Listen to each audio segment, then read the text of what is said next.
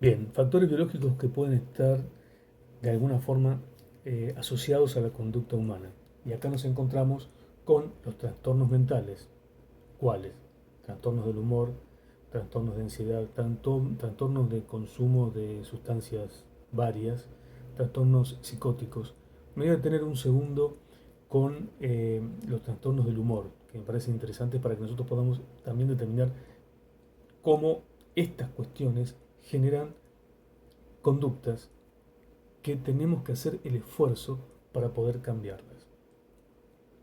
Depresión, sueño, no podemos dormir, por ende no consumir pastillas, no placer, el placer se va, eh, baja de peso, culpabilidad, fatiga, entre otras cosas. También el tema del pensamiento de la muerte, ¿no?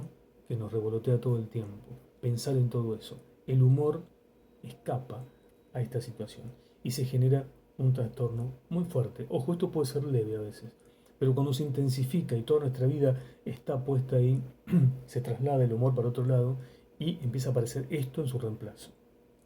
Nos cambia la conducta, nos cambia la ética, nos cambia hasta los valores. Factores psicodinámicos. Esto es simple.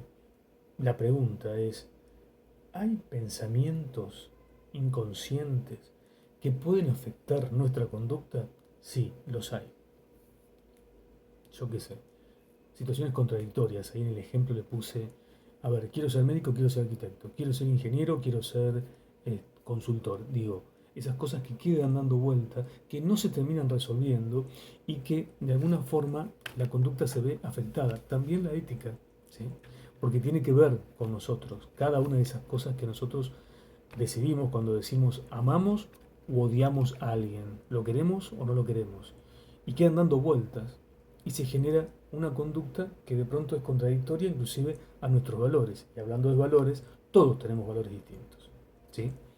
Eh, para llegar a una meta determinada, nosotros tenemos determinados valores que vamos consiguiendo de a poco conforme a lo que pensamos de algunas cosas que son básicas, que son valores fuertes. Imagínense que yo pienso, que hay gente que piensa que todos los hombres y mujeres somos todos iguales, ¿sí?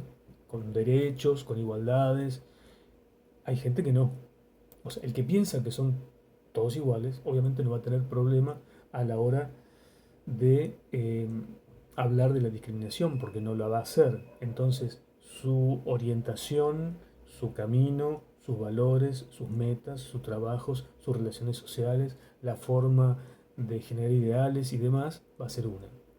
Borro ese valor y pongo, por ejemplo, el valor de el dinero.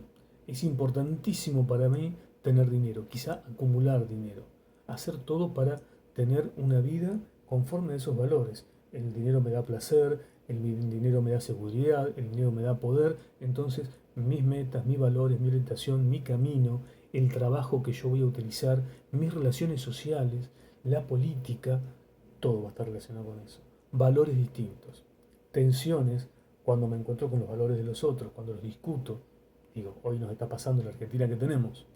Entonces, cuando eso nos preocupa demasiado, decimos, vamos a generar un cambio, pero un cambio no se puede realizar porque uno te dijo, hace el cambio. Uno tiene que tener la motivación interna necesaria. Entonces, la motivación es un estado interno, un estado interior para llegar a una meta determinada. Yo me tengo que enfrentar con la dificultad y poder intentar resolverla. Ahí yo le puse 7 criterios, no se los voy a leer, hay muchos y muy interesantes. Son 7 criterios que tienen que ver con esto de la motivación. ¿Cuán motivados estamos para poder realizarlos? Hay uno que me interesa mucho que es hacer algún tipo de sacrificio. Claro, todo tiene que tener un sacrificio interesante para poder salir adelante y generar un cambio. No lo podemos hacer de la nada. Si de esos 7 completamos los 7, tenemos una excelente motivación.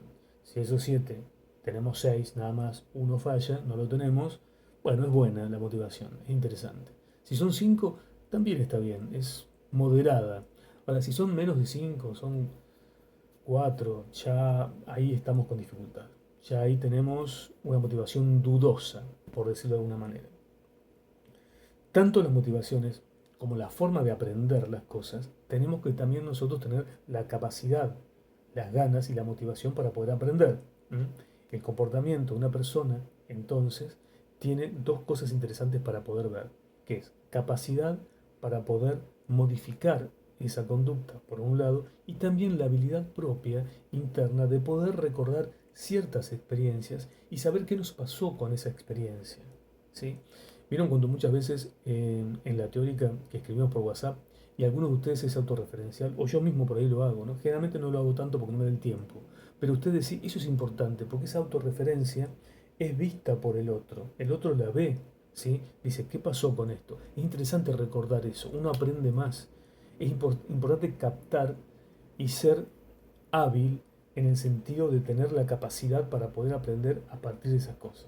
En ética, preguntarse quién soy, cómo soy y cómo me gustaría ser es interesante porque eso a mí me va a dar la dirección del cambio, de cómo a mí me gusta ser. Tengo que poder tener como una primera respuesta en la mente, la primera respuesta ante una pregunta que yo hago y poder tirarla. Eso es muy interesante. Y también los hechos autorreferenciales, lo que le acabo de decir recién. Hay muchos alumnos que muchas veces son observadores de las acciones de los otros, ¿sí? Y cuando observamos las acciones de los otros, mentalmente nos remitimos hacia nosotros mismos. Para terminar esto, conducta ética. Mayor bien a mayor cantidad de personas, mayor número de personas. ¿Sí? Interés propio largoplacista, es decir, a largo plazo. El derecho que tienen las personas a la vida, a la libertad, a la privacidad, a la salud, al estudio, a la libertad de expresión. El trato igualitario, el trato equitativo, el trato justo para todas las personas. Eso es más que fundamental y es una conducta ética tener todo esto encerradito de forma tal que nuestro camino de conducta no esté tan enredado con los valores de los otros, con los nuestros, y que seamos totalmente asertivos a la hora de poder imaginarnos cuál es nuestro camino, ¿sí? Y dejar de lado esas cosas que nos molestan, tanto nosotros desde nuestra propia vida como nosotros cuando tenemos que ejercer la profesión que estamos ejerciendo. Porque la ética, que como le dije al principio, parte de la conducta, o una conducta en realidad, es algo que tenemos que ejercer durante toda nuestra profesión. Hasta acá llegamos.